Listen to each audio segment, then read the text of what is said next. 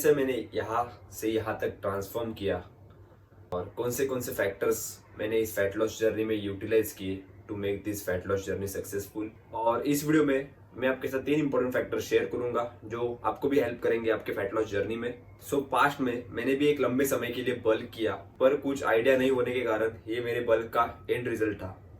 आप में से कोई एक लंबे समय के लिए बल्क पे है या पहले से ओबीज है और आपको फैट लॉस करना है, तो इस वीडियो को एंड तक देखना और सारे पॉइंट्स को सही से समझना ताकि आपको कोई दिक्कत ना हो आपके फैट लॉस जर्नी में। गाइस, देखा जाए तो फैट लॉस बहुत इजी है। आपका माइंडसेट, कंसिस्टेंसी एंड पेशेंस ये मैटर करता है। एंड गाइस, इफ आप एक न्यू व्यूअर हो इस चैनल पे, मेक श्योर टू सब्सक्राइब और फॉलो मी ऑन इंस्टाग्राम, जहां आप आपके डाउट्स मेरे को पूछ सकते हो। तो अब बढ़ते वीडियो पे। सबसे पहले पॉइंट पे, जो कि है ट्रेनिंग। एक चीज बहुत चलते आ रही है कि भाई मैं कटिंग पे हूँ तो मैं लाइट वेट के साथ हाई रेपिटेशन मारूंगा, और यहाँ पे ही बहुत लोगों का फैट लॉस फेल हो जाता है क्योंकि वो लोग फैट लॉस की जगह मसल लॉस कर देते हैं और एक स्किनी फैट स्टेज में चले जाते हैं। क्योंकि बहुत लोगों को लगता है कि जब हम लाइट वेट के साथ हाई रेपिटेशन मारेंगे तो कटिंग आ जाएगी, पर ऐसे नहीं होता। क्योंकि जब हम लोग एक गेनिंग फेज पे होते हैं तो हम लोग हैवी वेट के साथ 8 to 12 रेप रेंज के बीच में ट्रेन करते हैं। उस हैवी वेट के लिए हमारा मसल डेवलप हुआ होता है। और जब हम लोग एक कटिंग फेज में होते हैं या फैट लॉस करते हैं, तब बहुत सारे लोग ये गलती करते हैं कि वो लोग हैवी वेट को छोड़ के एक लाइट वेट ट्रेनिंग करते हैं, जिससे मसल पे उतना लोड नहीं गिरता और मसल की एट्रोफी होती है। एट्रोफी मतलब मसल लॉस। तो ये मसल एट्रोफी क्यों होती है और उसके पीछे रीजन क्या है, इफ आपको ये जानना होगा तो आप लोग डिस्क्रिप्शन में देख सकते हो या फिर पिन कमेंट में देख सकते हो। मैं उधर आपके लिए छोड़ दूंगा, क्योंकि इफ वो मैं बताते बैठ जाऊंगा तो वीडियो बहुत लंबा होगा। तो मसल लॉस से बचने के लिए ट्राई करना कि 8 to 12 रेप रेंज के बीच में ट्रेन करना, हैवी या फिर मॉडरेट वेट के साथ इंटेंसिटी और स्ट्रेंथ को चेस करो।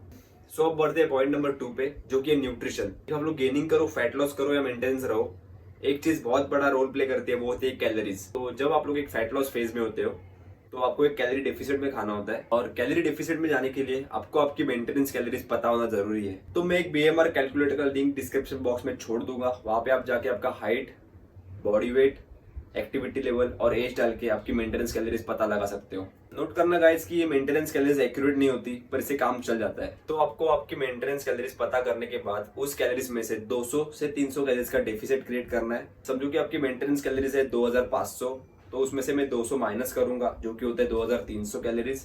नोट करना गाइस कि जब आप आपके मेंटेनेंस कैलोरीज से 200 से 300 कैलोरी डेफिसिट जाओगे, मतलब एक एग्जांपल के लिए 2500 से 2300 जाओगे, तो एक टाइम के बाद उन 2300 कैलोरीज पे आपकी बॉडी सर्वाइव करना सीख जाएगी और आपका वेट ड्रॉप करना बंद कर देगी। इस सिचुएशन में आपके पास 2 रास्ते होते हैं। एक होता है 100 या 200 कैलोरीज का फिर से डेफिसिट क्रिएट करना, दूसरा होता है आपकी एक्टिविटी लेवल बढ़ाना, मतलब कार्डियो बढ़ाना।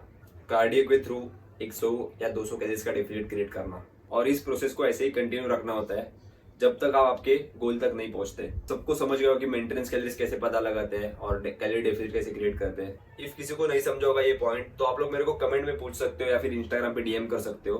तो अब हमारी मेंटेनेंस कैलोरीज पता लग गई, कैलोरी डेफिसिट क्रिएट हुआ। तो अब आते हैं मैक्रोज पे। मैक्रोज मतलब मैक्रो न्यूट्रिएंट्स, मतलब प्रोटीन, फैट और कार्बोहाइड्रेट। तो मैक्रोज पता करने के लिए सबसे पहले हम प्रोटीन को कैलकुलेट करेंगे। तो 1.5 से 2 ग्राम पर केजी ऑफ बॉडी वेट आप प्रोटीन ले सकते हो। मैं लेता हूँ 1.8 ग्राम पर केजी ऑफ बॉडी वेट, तो मैं 1.8 को मेरे बॉडी वेट से मल्टीप्लाई करूंगा, जिसका आंसर आता है 154 ग्राम। एक चीज याद रखो गाइस कि 1 ग्राम प्रोटीन में होता है 4 कैलोरीज, 1 ग्राम फैट में होता है 9 कैलोरीज और 1 ग्राम कार्बोहाइड्रेट में होता है 4 कैलोरीज।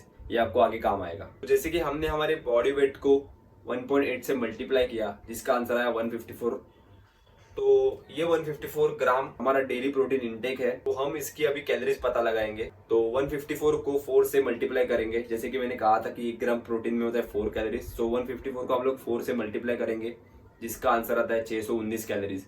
ये है हमारी प्रोटीन की कैलोरीज। तो प्रोटीन कैलकुलेट करने के बाद हम लोग आते हैं फैट्स पे। तो फैट्स को कैलकुलेट करने के लिए हमें हमारे ओवरऑल कैलोरीज में से 25% लेना होता है। जैसे कि समझो मेरी ओवरऑल कैलोरीज है 2300, 2300 का 25% होता है, उसका आंसर आता है 575। तो ये 575 हमारे फैट के कैलोरीज है, पर हमें हमारा डेली का फैट इंटेक चाहिए। तो 575 को हम लोग 9 से डिवाइड करेंगे। याद है मैंने बोला था कि 1 ग्राम फैट में होता है 9 कैलोरीज।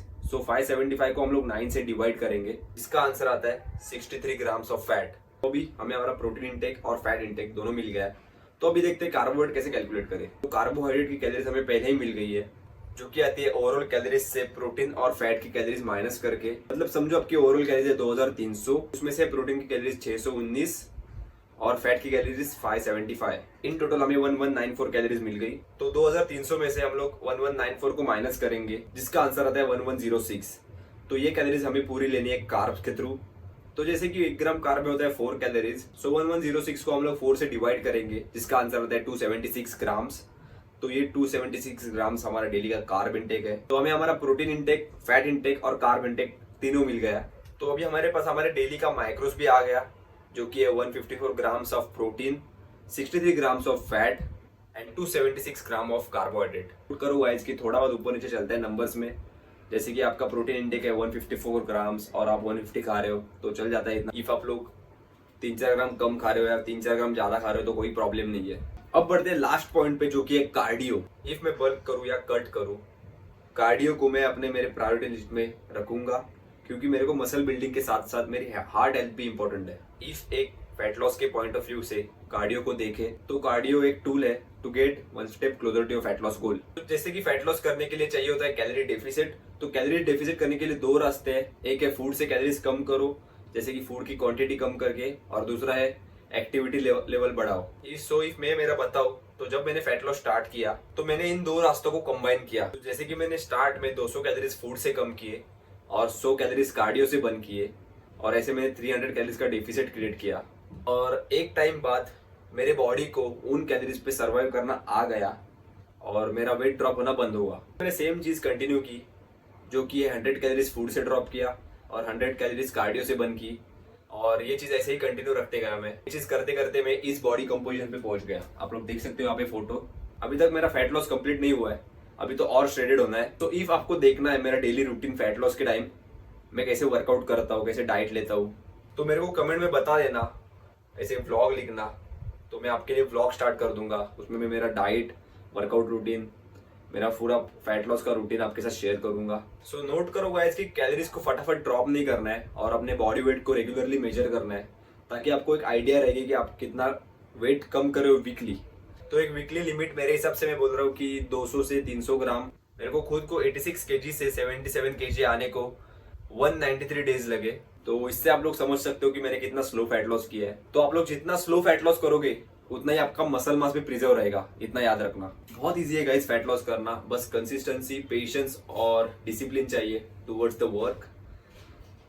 इफ ये 3 चीजें आपके अंदर है तो you are going to make it happen. Process को ट्रस्ट करो और एंजॉय द जर्नी। सो यही था आज का वीडियो। आई होप आपको कुछ सीखने मिला होगा इस वीडियो से।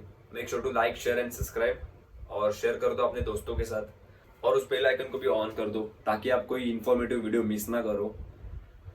एंड कुछ डाउट या फिर क्वेश्चंस रहेंगे तो आप लोग मेरे को इंस्टाग्राम पे डीएम कर सकते हो। इंस्टाग्राम का पेज में इधर दिख रहा होगा, डिस्क्रिप्शन बॉक्स में लिंक होगी इंस्टाग्राम की, वहाँ पे जाके आप मेरे को फॉलो कर सकते हो, वहाँ पे पूछ सकते हो क्वेश्चंस या फिर डाउट। तो मिलते हैं नेक्स्ट वीडियो में। चलो।